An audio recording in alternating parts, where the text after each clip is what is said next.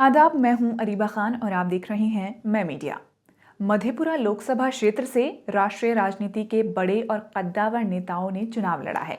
राष्ट्रीय जनता दल सुप्रीमो और बिहार के पूर्व मुख्यमंत्री लालू प्रसाद यादव, जन अधिकार पार्टी सुप्रीमो राजेश रंजन उर्फ पप्पू यादव, जनता दल यूनाइटेड के पूर्व राष्ट्रीय अध्यक्ष स्वर्गीय शरद यादव, मंडल कमीशन के अध्यक्ष बिंदेश्वरी प्रसाद मंडल यानी बीपी मंडल जैसे राजनीतिक धुरंधरों ने मधेपुरा लोकसभा सीट का प्रतिनिधित्व किया है।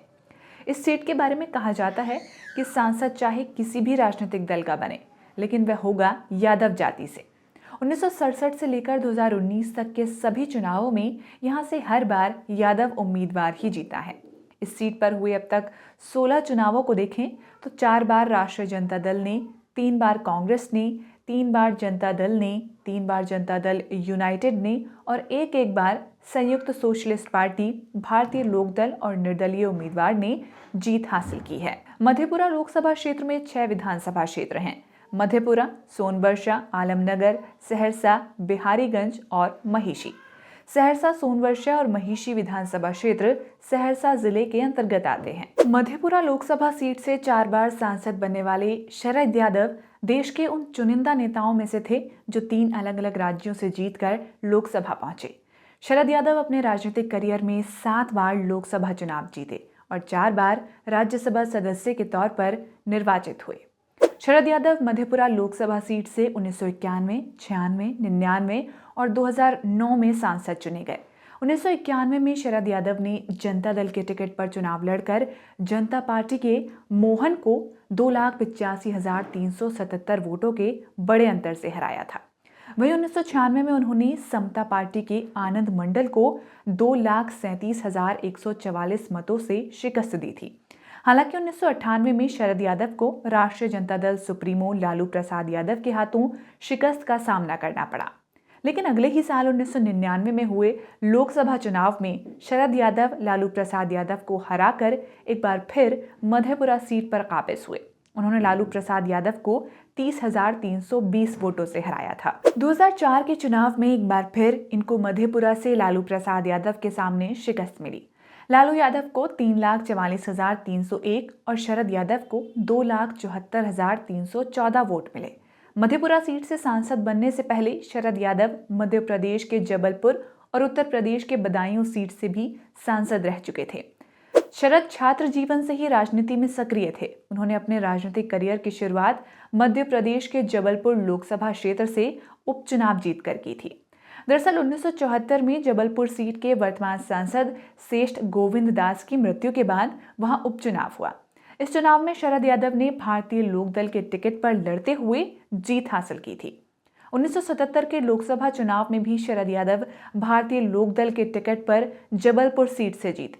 चुनाव में उनको 1,94,516 वोट मिले और उन्होंने कांग्रेस उम्मीदवार जगदीश नारायण को 75,891 वोटों से मात दी।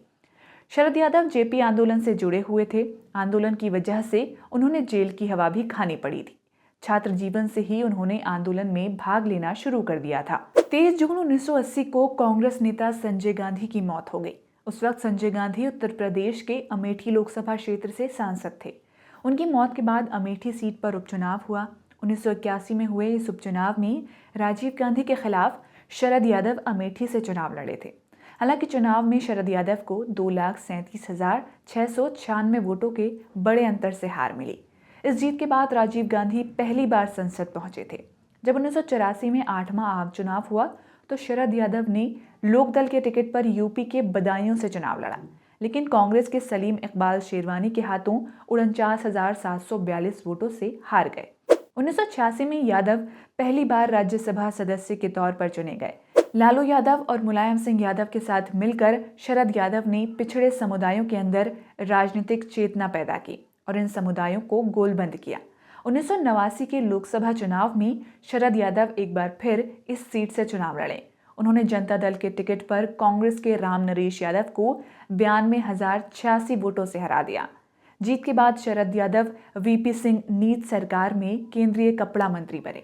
उन्होंने 1990 में पिछड़े वर्गों के लिए 27% आरक्षण संबंधी मंडल आयोग की रिपोर्ट को लागू करवाने में अहम किरदार निभाया। 1991 में पिछड़ा वर्ग को जिस मंडल कमीशन की सिफारिश पर 27% आरक्षण मिला था, उसके अध्यक्ष रहे बीपी मंडल ने भी लोकसभा में मधेपुरा सीट का प्रतिनिधित्व किया है। 1967 में जब मधेपुरा एक अलग लोकसभा क्षेत्र बना तो वहां से पहले सांसद बीपी मंडल ही बने। चुनाव में उन्होंने संयुक्त सोशलिस्ट पार्टी के टिकट पर लड़ते हुए कांग्रेस के मंडल को 37,426 वोटों से शिकस्त दी, लेकिन कुछ दिनों के बाद ही उन्होंने सांसद के पद से इस्तीफा दे दिया और संयुक्त सोशलिस्ट पार्टी छोड़ दी। इसके बाद 1967 में मधेपुरा सीट के लिए उपचुनाव हुआ। इस बार बीपी मंडल निर्दलीय ही चुनाव लड़े और संयुक्त सोशलिस्ट पार्टी के मंडल को 33,970 वोटों के अंतर से मात दी। 1971 के लोकसभा चुनाव में कांग्रेस ने मधेपुरा सीट पर राजेंद्र प्रसाद को उतारा। उनके सामने वर्तमान सांसद बीपी मंडल थे। इस बार बीपी मंडल अपनी पार्टी शोषित दल के टिकट पर चुनाव लड़ रहे थे। हालांकि चुनाव में उन्हें राजेंद्र प्रसाद के हाथों हार मिली। लोकसभा चुनाव 1977 में मंडल ने भारतीय लोकदल के टिकट पर मधेपुरा से चुनाव लड़ा और राजेंद्र प्रसाद यादव को 2,07,17 वोटों से हरा दिया। मंडल ने अपनी राजनीतिक पारी का आरंभ 1952 के बिहार विधानसभा चुनाव में मधेपुरा से जीत दर्ज करने के बाद किया था। 1962 में वे दोबारा मधेपुरा विधानसभा क्षेत्र के विधायक बने। उन्होंने 1967 में बिहार के 7वें मुख्यमंत्री के रूप में शपथ ली थी। हालांकि 47 दिनों के बाद ही उन्होंने इस पद से इस्तीफा दे दिया। 1972 में एक बार फिर बिहार विधानसभा का चुनाव हुआ। बीपी मंडल फिर मधेपुरा सीट से विधानसभा का चुनाव लड़े और जीत हासिल की। मधेपुरा लोकसभा सीट से आरजेडी के लालू प्रसाद यादव 1998 में सांसद बने। उन्होंने शरद यादव को 51,983 वोटों से हरा दिया था। 2004 के लोकसभा चुनाव में शरद यादव और लालू प्रसाद यादव में फिर से चुनावी टक्कर हुई और इस बार भी लालू प्रसाद यादव ने बाजी मार ली। इस चुनाव में लालू यादव मधेपुरा और छपरा दोनों लोकसभा सीटों से जीतने में कामयाब रहे थे। बाद में उन्होंने मधेपुरा सीट से इस्तीफा दे दिया था, जिसके बाद मधेपुरा सीट पर उपचुनाव हुआ। 2004 में हुए उपचुनाव में राष्ट्रीय जनता दल के टिकट पर पप्पू यादव ने चुनाव लड़ा। उनके सामने जनता दल यूनाइटेड के राजेंद्र प्रसाद चुनाव लड़ रहे थे। चुनाव में पप्पू यादव को 2,08,860 वोटों से जीत मिली। मधेपुरा सीट से सांसद बनने से पहले लालू यादव छपरा से सांसद रह चुके थे। उन्होंने 1977 में भारतीय लोकदल की उम्मीदवार के रूप में कांग्रेस के राजशेखर प्रसाद सिंह को हराया था।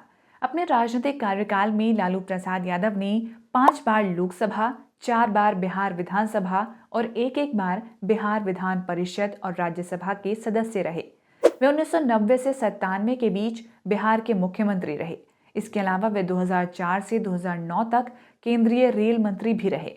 1967 में मधेपुरा एक अलग लोकसभा सीट बनी और इस साल लोकसभा चुनाव में बिंदेश्वरी प्रसाद मंडल सांसद बने। 1968 में हुए उपचुनाव में भी उनकी जीत का सिलसिला जारी रहा।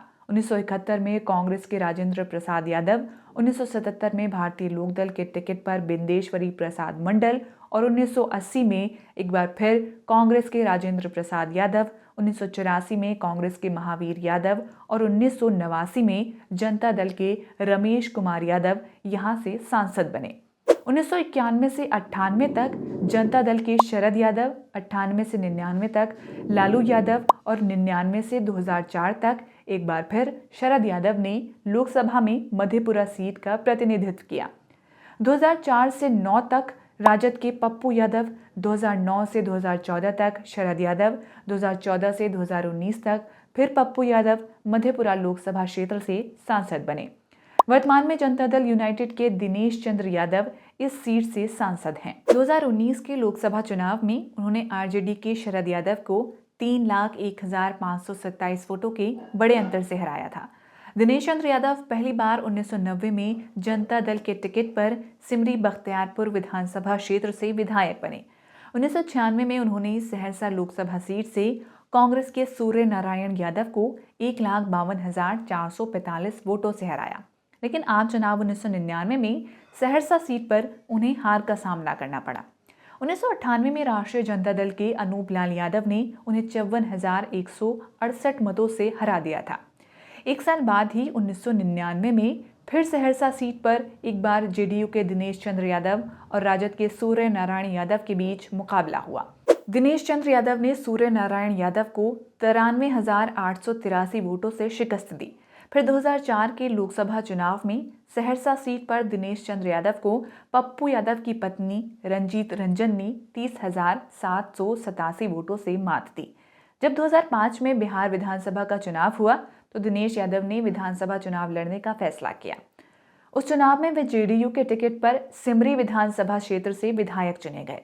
जीत के बाद वे बिहार सरकार में उद्योग मंत्री भी बने। 2009 में वे खगड़िया लोकसभा सीट से सांसद बने। उन्होंने जेडीयू के टिकट पर 2014 लोकसभा चुनाव भी खगड़िया से लड़ा था और इस चुनाव में तीसरे स्थान पर रहे थे।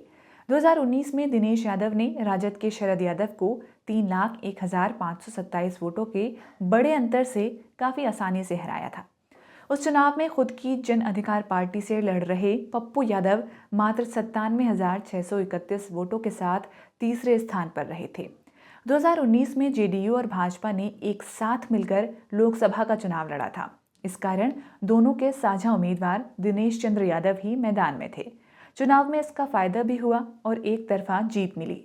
लेकिन 2024 के लोकसभा चुनाव के लिए परिदृश्य पूरी तरह से बदल गया है। इस सीट पर जेडीयू और राजद की पारंपरिक लड़ाई रही है, पर अब दोनों पार्टियां साथ हैं।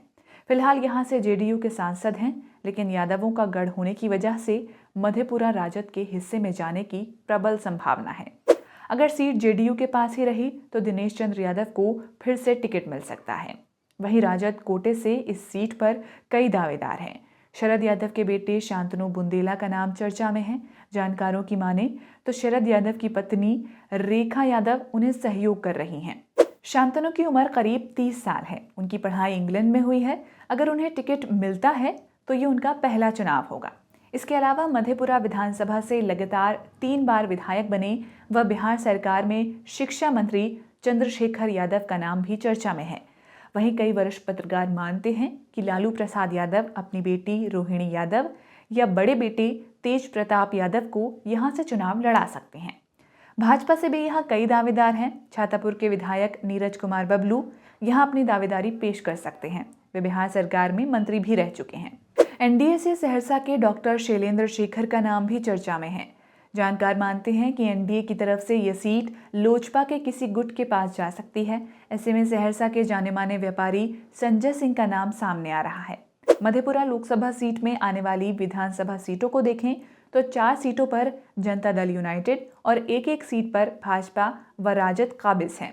फिलहाल सोनबरसा विधानसभा सीट से जेडीयू के रत्नेश सदा, आलमनगर से जेडीयू के नरेंद्र नारायण यादव, बिहारीगंज से जेडीयू के निरंजन कुमार मेहता, महिषी से जेडीयू के गुंजेश्वर शाह, सहरसा से भाजपा के आलोक रंजन और मधेपुरा विधानसभा सीट से राजद के चंद्रशेखर वर्तमान विधायक हैं। आज के इस वीडियो में इतना ही। देखते रहिए मैं मीडिया।